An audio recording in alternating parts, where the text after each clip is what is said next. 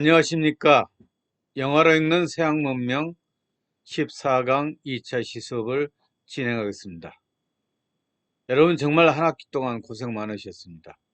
자, 여러분들 위해서 박수. 그리고 저를 위해서도 박수. 정말 여러분 면대본 수업으로 여러분 얼굴을 보면서 강의를 했다면 얼마나 좋았겠습니까? 이번 학기 얼굴을 보지 못했기 때문에 다음 학기 때 꼭 여러분과 함께 얼굴을 보도록 하여, 그리고 제가 지은 책 미학으로 보는 세상 이야기, 다음 학기 때는 꼭 사서 같이 보면 좋겠어요. 이 한 권이면 4년 내내 같이 여러분과 함께 교양을 공부할 수 있게 될 겁니다. 자, 미학으로 보는 세상 이야기입니다. 나중에 기회 되면 한번 꼭 사주세요. 10,000원밖에 안 됩니다. 이 10,000원으로 여러분들이 4년 내내 책을 한 권 볼 수 있다는 건 얼마나 좋을까요? 그리고 저자 직강입니다. 자, 다음 학기 때 보는 거로 합시다. 자, 그러면 오늘은 모차르트에 대해서 이야기를 해보죠. 영화로 보는 서양 문명이지만 모차르트를 중심으로 우리가 아, 수업을 끝마칠까 합니다. 아인슈타인 박사님, 죽는다는 것이 뭘까요? 그건 더 이상 모차르트를 듣지 못한다는 것입니다. 과연 예술과 역사의 관계는 어떤 것일까요? 천재예술가는 시대를 뛰어넘는 사람일까요? 아니면 천재라도 그 시대 흐름에서 빠져나올 수 없는 것일까요? 프랑스 혁명이 일어나기 직전에 활동하다가 혁명이 한창 궤도에 올라 있던 1792년에 사망한 모차르트를 통해서 그 시대를 한번 읽어보도록 하죠. 예술은 시대물의 반영이라고 볼 수가 있죠. 물론 예술을 순수예술로 생각해서 예술을 위한 예술로만 보는 사람들이 있겠지만, 예술은 시대적 반영물이라고 보시면 되겠죠. 사실 모차르트가 활동했던 시기는 예술가가 크나큰 그런 지위를 차지했던 건 아닙니다. 그렇기 때문에 예술가의 지위도 좀 알아볼 수 있고 등등 우리 생각해 볼 수 있는 토픽이라고 생각됩니다. 궁정하인 천재 음악가입니다. 세상에 수없이 많은 예술가들이 있지만 모차르트야말로 가장 천재다운 면모를 잘 보여주는 사람입니다. 그는 3살부터 합시 코드를 연주하기 시작했고 1년 뒤부터는 사람들 앞에서 연주를 했습니다. 그리고 6살부터 신동으로 일컬어지며 연주여행을 하고 다녔습니다. 참 어린 시절부터 대단했죠. 하춘화가 아마 6살 때부터 노래를 불러서 지금 트로트의 어쨌든 여왕이라고 볼 수가 있겠죠. 그처럼 모차르트도 이렇게 6살 때부터 신동으로 일컬어지며 연주를 하기 시작했다고 보시면 되겠죠. 이런 여행을 통해서 수많은 음악가들을 접하고 또 사람들을 만나게 됐겠죠. 눈을 감고 하프시 코드 치기, 바이올린과 오르간을 차례로 연주하기, 즉석에서 작곡을 하여 연주하기. 조그만 꼬마는 아버지 레오폴트 모차르트의 손에 이끌려 전 유럽의 왕실을 돌며 이런 묘기를 보여줬습니다. 참 어린 시절부터 음악 여행을 했다고 볼 수 있죠. 어린 시절에 이런 경험들은 평생을 좌우했을 것입니다. 그렇기 때문에 어린 시절에 겪었던 경험들은 평생을 좌우하면서 자신의 음악적 인생에 많은 징표를 남겨주었고 또 천재적인 어떤 음악 작업을 할 수 있었으리라고 합니다. 모차르트 일가는 베르사유 궁전을 비롯해서 유럽 각국을 도는 연주여행을 했지만 번 돈의 대부분은 여행 경비로 들어갔기 때문에 큰 돈은 벌지를 못했습니다. 그러나 음악적으로 볼 때 이런 여행은 모차르트가 세계 음악기를 경험하고 대가들을 직접 만남으로써 그의 음악 세계를 정립하고 음악적 내용을 풍부하게 하는데 둘도 없는 좋은 기회가 되었을 것입니다. 직접적 경험이겠죠. 이런 직접적 경험을 통해서 음악 세계가 정립되었고 음악적 내용이 풍부해졌다고 보면 되겠죠. 그래서 모차르트의 생애는 어쨌든 현실적인 음악 활동은 이렇게 세계 음악계를 경험하고 대가들을 직접 만남으로써 가능하게 되었다고 보시면 되겠습니다. 그러나 모차르트는 결국 긴 서울이겠죠. 오스트리아 서울이겠죠. 수도 빈민굴에서 정착해서 작곡 활동을 전념할 수밖에 없었습니다. 이곳에서 그의 생활은 빠듯했습니다. 그나 그의 아내나 모두 경제적 계산 능력이 없었다는 점은 잘 알려져 있습니다. 딱 한 번 큰 돈을 벌 기회가 있었으니 프러시아 왕이 베를린의 왕립 오케스트라 지휘자로 그를 초빙하면서 큰 돈을 제한 일은 있었으나 성립되지 않았습니다. 그의 작곡 활동은 마치 마감을 앞둔 신문 기자와 같았습니다. 극장 매니저가 아이디어를 던져주면 그 자리에서 작곡하고 30분 후부터 악사들이 연습에 들어갔습니다. 이런 곡들이 불후의 명작으로 넘어갔습니다. 불후의 명작으로 남아있다는 것이겠죠. 그가 순식간에 작곡을 할 수 있었던 것은 음악적 관습들을 잘 알고 있었다는 뜻인데 어릴 때부터 아버지께서 철저한 음악 교육을 받은 데다가 전 유럽을 돌아다니면서 그런 방식 음악을 연주하고 배운 모차르트로서 그런 일에 정통했던 것은 아주 당연한 일입니다. 다만 그것을 조합하는 개인적 역량이 다른 사람보다 훨씬 뛰어나서 아주 아름다운 곡을 만들어낸 것은 물론 그의 천재성의 수산입니다. 그가 천재라 하더라도 그 시대, 그 문화에서 배출될 수밖에 없던 천재였던 것입니다. 그런 점에서 그 시대와 사회 맥락 속에서 현대 음악가 모차르트를 본다는 것이 무의미하지 않을 것입니다. 그래서 예술가 역시 시대의 산물이라고도 볼 수가 있죠. 또 그 시대의 문화와 역사에 대해서 함께하지 않을 수 없다는 겁니다. 그는 궁정에 붙어먹고 살았던 시민 예술가라고 할 수 있습니다. 그는 양쪽에서 모두 걸쳐 있었던 인물입니다. 무엇보다 그는 궁정에 고용된 소시민 유형의 음악인이었습니다. 이때 그의 지인은 하인이었습니다. 그의 음악도 분명히 그를 고용한 궁정 인사들의 취향과 요구에 맞춰져 있었습니다. 그는 궁정 귀족들의 영을 위해 봉사하던 인물이었습니다. 궁정은 그의 음악이 펼쳐지는 구조입니다. 구조나 틀이었습니다. 독일에는 소규모 궁정들이 많아서 각 궁정마다 소속 음악가들을 필요로 하고 있었기 때문에 이것이 수공업적 궁정 음악의 발전 배경이 되었습니다. 모차르트에게 이런 삶의 가능성을 열어준 사람은 그의 아버지였습니다. 아버지 레오폴로 모차르트는 아들에게 어릴 때부터 집중적인 음악 교육을 시킨 것이 모차르트의 재능이 활짝 피어난 중요한 요인이 되었습니다. 모차르트는 자신이 음악적 재능에 자신감을 갖고 귀족들에 대해서 떳떳하게 나설 수 있었습니다. 그는 자기 음악에 대해 이래라 저래라는 귀족들에 대해 일종의 반란을 시도했습니다. 그의 짧은 인생 후반기에 그는 자유예술가로서의 선언을 하였습니다. 이제 그는 궁정 귀족들의 돈주머니에 기대하지 않고 그의 음악을 추구하고 또 그것을 근거로 살고자 했습니다. 그러나 아무리 그렇게 살고자 한들 물질적 토대, 곧 돈 문제가 해결되지 않는다면 어떻게 할 것입니까? 자유로운 음악인으로 산다는 것은 자유로운 창작을 하고 그 결과를 악보 형태로 팔든지 자신이 주관하는 음악회를 열어 입장 수입을 가지고 독자적인 생활과 음악 활동을 하였습니다.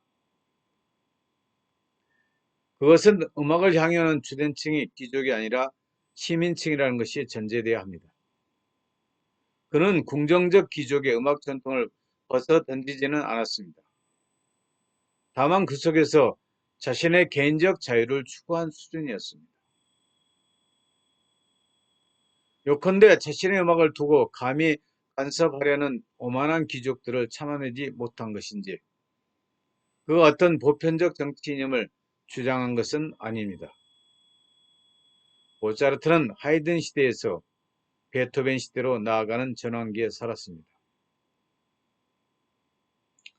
그는 한편으로 공정에 매여 있으면서도 자신의 음악을 자유롭게 펼치는 자유음악가를 추구하였습니다. 그러나 그의 삶이 편했을 리는 없습니다.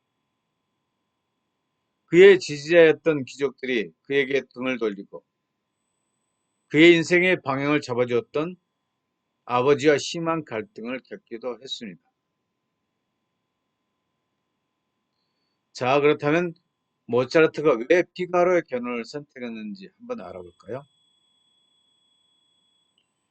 귀족들과 사이가 벌어지게 된 결정적 계기가 되었다는 오페라 피가로의 결혼은 이런 점에서 주목할 만합니다. 피가로의 결혼은 보마르시의 희곡에다가 모차르트가 곡을 붙인 오페라입니다. 원작 희곡은 루소, 볼테르 작품과 함께 프랑스 혁명을 예비한 작품으로 알려질 정도로 그 시대의 사회를 통렬히 비판한 내용입니다. 예술이 사회 비판의 도구로 쓰여졌다는 것입니다. 예술은 사회를 반영할 뿐만 아니라 사회를 비평하는 도구로, 수단으로 쓸 수 있는 겁니다. 희곡과 오페라 모두 큰 줄거리라는 거의 같습니다. 그 내용은 귀족과 하인 사이에 초약권을 놓고 벌이는 싸움입니다. 초약권이란 귀족의 지배 아래 있는 사람이 결혼할 때 그 귀족이 신부와 첫날 밤을 지낼 수 있다는 본거적인 권리입니다. 너무 웃기지 않나요? 하인들은 귀족에게 초약권을 뺏긴다는 것. 참 우스운 이야기죠. 아마도 본거적인 권리 가운데서 인격적으로 가장 모욕적인 것이라 생각됩니다. 웃기지 않나요? 결혼과 첫날 밤을 하인은 귀족에게 뺏겼다는 것. 참 요즘 같은 미투 운동으로 바로 들어갈 수 있는 거겠죠. 참 비인간적인 행위라고 볼 수가 있겠죠. 그렇지만 이런 것들이 사회 간섭으로 이룩되기 때문에 그 당시에는 그게 죄가 되지는 않았을 겁니다. 사회적인 통수업이고 간섭이었다고 보시면 되겠죠. 주인공 피가로는 이발사 출신으로 알바비바의 백작의 하인으로 일을 하다가 백작 부인의 시녀 수잔나와 결혼합니다. 그래서 알바비바의 하인과 수잔나의 결혼을 보시면 되겠죠. 백작은 계몽주의 영향을 받아 초약권을 포기한다고 선언한 바 있지만 수잔나가 마음에 들자 그녀에 대해서 초약권을 부활하여 행사하려고 하는 것입니다. 참 인간의 욕심이라는 끝이 없죠. 예쁜 여자를 보니까 귀족이 지금까지 지켰던 모든 약속을 포기하고 했다는 것입니다. 전체적인 내용은 수잔나와 백작 부인이 함께 계략을 꾸며서 백작이 속임수에 넘어가 창피를 당하고 결국 무릎을 꿇고 백작 부인에게 사과하고 피가로와 수잔나는 행복하게 결혼한다는 것입니다. 모차르트는 이 오페라를 통해서 피가로 결혼을 통해서 어쨌든 그 당시에 유행했던 최악권에 대한 행사를 맹렬하게 비판했다고 보시면 되겠죠. 스토리 자체가 하층 신분과 귀족 신분 사이의 갈등, 또 남녀 간의 투쟁을 다루는 도발적인 내용입니다. 피가로의 어떤 결혼식 여러분들이 아마 오페라 들어오면 아주 재미있을 겁니다. 한 번쯤 여러분들이 인터넷에서 피가로의 결혼에 대해서 들어보도록 하십시오. 오페라 피가로의 결혼은 귀족들도 보고 웃었다는 점에서 이 작품이 그렇게 심각한 도전의식을 가진 것은 아니라고 해석할 수도 있을 것입니다. 이 오페라에서 가장 조화롭고 아름다운 노래인 편지 인형장을 한번 보도록 할까요? 모차르트의 삶을 영화로 만든 아마디우스를 보면 모차르트가 피가로의 결혼을 오페라로 만드는 데 대해 황제가 금지하라고 했을 때 모차르트가 이 작품은 아무런 정치적 의미가 없는 웃기는 이야기에 지나지 않는다고 말하는 장면이 나옵니다. 또 정치 비판으로서 오페라가 아니라고 모차르트는 이야기를 했었겠죠. 그렇지만 황제가 봤을 때는 어느 정도 자신을 비판하고 정치적 의미가 들어있다고 보았겠죠. 하고 많은 이야기 중에 당시 말 많고 탈 많은 이 희곡 작품을 가지고 오페라를 만들겠다는 모차르트의 의도가 정말로 웃기한 좋은 이야기 때문이라고는 할 수 없었을 것입니다. 봉건 귀족과 갈등을 겪고 있고 그에 반발하여 자신의 독자적인 세계를 열겠다고 나선 그가 다름 아닌 봉건 귀족을 골탕 먹이는 하층민의 주인공 이야기를 고른 것이 정말로 아무런 의도가 없었다고 보기는 힘듭니다. 수잔나, 알마 비바, 이 하인과의 어떤 하인들의 결혼을 통해서 귀족들을 비판하는 모습이라고 보시면 되겠죠. 백작 부인과 수산나가 함께 부른 이 노래는 계급관계가 다른 두 사람이 가부장적 남성이라는 공동의 적에 대해서 함정을 꾸미는 장면에서 등장합니다. 자신을 괴롭히는 인간을 골탕 먹이기 위해 함정을 파는 일이나 그 은밀한 즐거움을 말로 다할 수 없고 그것을 논의하는 순간 공모자들은 최고의 행복감에 젖어 있습니다. 바로 그 순간을 노래하는 이 이중창은 가장 완벽한 하모니를 일으키고 있습니다.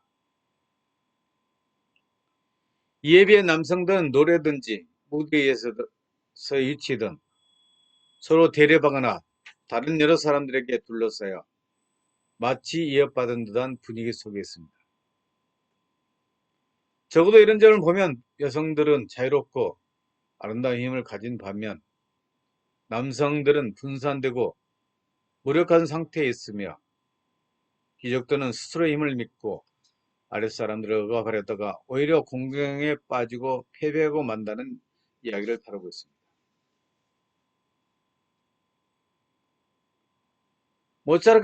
모차르트가 혁명을 주장한 인물은 결코 아닙니다.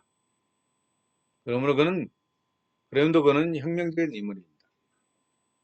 그는 시대의 흐름을 자신도 모르게 읽어냈고 그것을 가장 아름답게 표현했습니다. 그는 시대의 흐름을 자신도 모르게 읽어냈고 가장 아름답게 표현했다는 것을 다시 한번 여러분들에게 반복시켜서 말씀드리고 있습니다. 피가로 결혼식에서 귀족과 하층민의 어떤 대결, 풍자스럽게 표현했다고 보시면 되겠죠. 혁명적인 변화의 씨앗은 춤과 노래 속에 사람의 느낌 속에 어쩌면 공기 속에 떠돌아다니며 바라올 곳을 찾고 있었던 것입니다. 정말 혁명의 변화의 씨앗은 바로 이렇게 어쨌든 꽃필 곳을 찾아 헤맸다고 보시면 되겠죠. 그것이 바로 오페라, 춤과 노래를 통해서 표현됐다고 보시면 되겠죠. 유명한 오막 3장 피가로 독백을 한번 볼까요? 빌어먹을 백작놈, 편지를 읽으면서 웃고 있었겠다? 내가 바보야? 아니 백작, 당신이 수산을 갈 수는 없어. 안 되지. 당신이 성주라고 해서 그럴 자격은 없어. 귀족, 재산, 신분 그런 것이 당신을 자만하게 만들었지. 세상에 태어나기 위해 당시 어머니 배만 아프게 했고 나와서 운 것밖에 더 있어? 그 외에는 아무것도 아니지. 반면 나로 말하면 제기를 태어나기가 무섭게 쓴맛 단맛 다 보고 목숨을 연명하기 위해서 왕이 스페인을 100년간 다스리는 것이 이상의 재주를 부리게 했지. 그런 나와 당신이 겨루겠다고? 자, 포르마스의 피가로 결혼 3막 5작 중에서 아, 백작과 피가로의 대화를 통해서 대화를 보고 14강 2차 시 수업은 마칠까 합니다. 백작, 너는 왜 이제 오느냐? 창밖으로 떨어진 옷이 더러워져서 입느라고요. 그게 한 시간이나 걸려? 시간이 걸립죠. 이 집 아이들은 주인보다 옷 입는 시간이 더 걸려? 그건 당연하죠. 옷 입혀주는 사람이 없으니까요. 사실 난 그 말 하려 한 게 아니었으니 그만두지. 실은 나는 너를 문서 배달부로 런던에 데려가려 했는데 잘 생각해보니 생각을 바꾸셨나요? 넌 영어를 모르잖아. 전 갓댐을 압니다. 뭐라고? 갓댐을 안다고요. 그래서 비가로 영어는 좋은 말이죠. 아니 배울 필요는 있어요. 없어요. 갓댐만 알면 영국에서 다 통한다니까요. 우선 나라가 살찐 연기를 잡수기 위해서 요리점에 들어가 보면 보유한테 산적가지를 돌리며 갓댐 하십니다. 그러면 소금 바른 넓적 다이를 즉시 가져오죠. 질 좋은 보르고뇨 포도주를 마시고 싶을 때는 병을 여는 시음을 하며 갓댐 하면 멋진 주석컵에 거품이 솟는 맥주를 가져오죠. 멋지지 않아요? 아름다운 부인이 눈을 내리뜨고 사뿐사뿐 세련된 걸음으로 팔 뒤꿈치를 뒤로 하고 허리를 흔들면서 걸어올 때 애교 있게 손가락을 입에 대고 갓댐 하면 그녀는 힘차게 뺨을 한 대 치겠죠. 그게 알았다는 뜻이에요. 영국 사람은 사실 이야기할 때 여러 말을 섞지만 거기에는 갓댐이라는 말이 바탕을 이루고 있다는 것은 누구나 알고 있어요. 참 아이러니한 이야기죠. 희극적인 내용이라고 볼 수가 있죠. 그래요. 여러분들이 영화를 읽는 서양 문명 역사 중에서 모차르트의 한 인물을 다뤘습니다. 한 학기 동안 정말 고생했습니다. 감사합니다.